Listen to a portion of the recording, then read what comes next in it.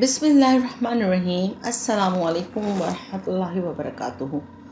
तो फ्रेंड्स, अक्सर ये क्वेश्चन आता है कि औरतें शादी के बाद मोटी क्यों हो जाती हैं। ख़ास तौर पे जिस्म का एक ख़ास हिस्सा यानी हिप्स, कूल्हे मोटे क्यों हो जाते हैं। पहले बात तो ये समझ लीजिए कि निकाह वाला मामला अल्लाह ने अशरफुल मखलूक़ात को बतौर हदिया पेश किया है, बतौर तोहफ़ा पेश किया है। अल्लाह पाक चाहते तो नस्ल को वैसे ही बढ़ा सकते थे, लेकिन नहीं, अल्लाह पाक के निज़ाम पे हम कुर्बान जाएं कि अल्लाह पाक ने एक बेहतरीन निज़ाम को हमारे लिए बनाया। अल्लाह पाक ने निकाह जैसे खूबसूरत निज़ाम को हमारे लिए बनाया, हमारे लिए मुनज़्ज़म किया, ताकि भरपूर तरीके से नस्ल परवान चढ़े और सोसाइटी में तबाही और फसादात से बचा जा सके। अल्लाह रब्बुल इज़्ज़त ने निकाह के बाद वाली ज़िंदगी को इंसान के लिए खुशी वाली ज़िंदगी बनाई। अल्लाह रब्बुल इज़्ज़त ने इंसान को निकाह के तौर पर अल्लाह रब्बुल इज़्ज़त ने इंसान को निकाह के बाद पुरसुकून रहने के लिए ऐसे मामलात बनाए जो इंसानी ज़िंदगी को खुशहाल बनाता है। अब निकाह के बाद अक्सर देखने में आता है कि कभी कोई मर्द फरबा हो गया, कभी कोई औरत फरबा हो गई, यानी कि मोटापा आ जाता है। मोटापा इस बात की दलील है कि बाज़ दफ़ा बहुत ज़्यादा खुशहाली की वजह से भी औरत का जिस्म भरा भरा सा हो जाता है। तो कहीं मर्द का जिस्म फरबा हो जाता है तो कहीं औरत का जिस्म फरबा हो जाता है, यानी मोटापा आ जाता है।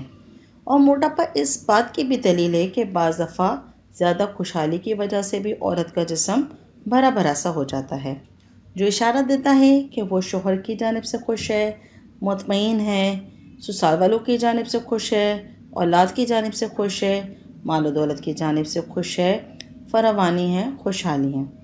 चूँकि निकाह के बाद अल्लाह रब्बुल इज़्ज़त ने जिनसी ख्वाहिशात की तकमील रखी है, और जब जिनसी ख्वाहिशात की तकमील अच्छे तरीके से हो, अल्लाह ताला के बनाए हुए तरीक़ों पर हो, उसूलों पर हो, सुन्नत नबवी के मुताबिक हो, तो अल्लाह पाक उस औरत पर ज़ाहिर करते हैं बनिस्बत उन लोगों के जो इस काम को शैतान परस्ती की वजह से करते हैं, हवस परस्ती की तरह करते हैं।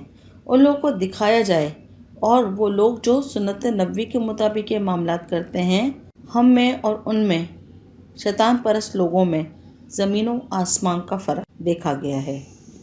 जब हम लोगों की तरफ नज़र डालते हैं जो कि हवस परस्ती में आकर गलत काम करते हैं, अगरचे वो निकाह के बाद ही अपनी बीवी से ये मामलात करते हैं, लेकिन फिर भी सुन्नत नबवी के ख़िलाफ़ मामला करते हैं, तो उन लोगों को देखते हैं तो उनके चेहरों पर वीरानी नज़र आएगी।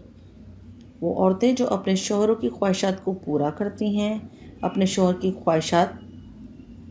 को खुश रखती हैं और सुन्नत नबवी के मुताबिक अल्लाह ताला के उस रास्तों पर चलती हैं, तो इस वजह से उनके चेहरों पर नूर पैदा अल्लाह पाक कर देता है, और वही नूर इनके जिस्म से भी नज़र आता है, उनके चेहरों पर भी नज़र आता है, और उनकी ज़ाहिरी अतबार में भी नज़र आता है, और रूहानी अतबार में भी नज़र आता है।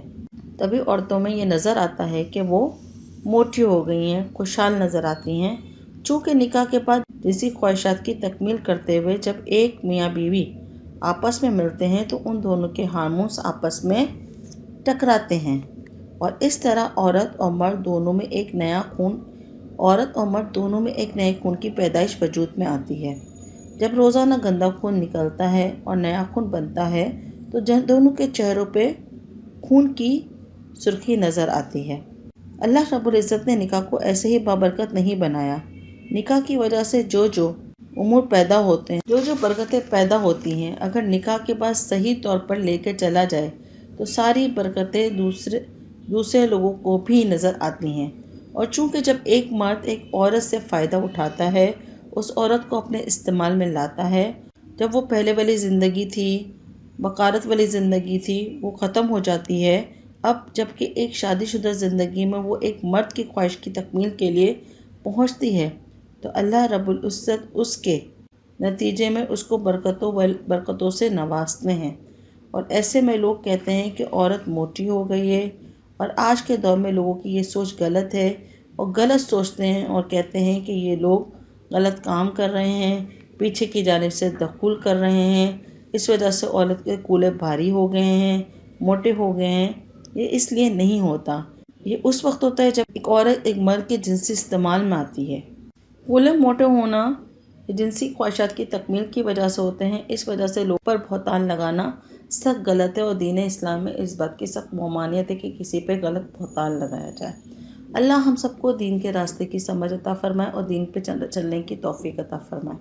آمین ثم آمین۔ امید کرتی ہوں آج کا ٹاپک آپ کی سمجھ میں آ گیا ہوگا۔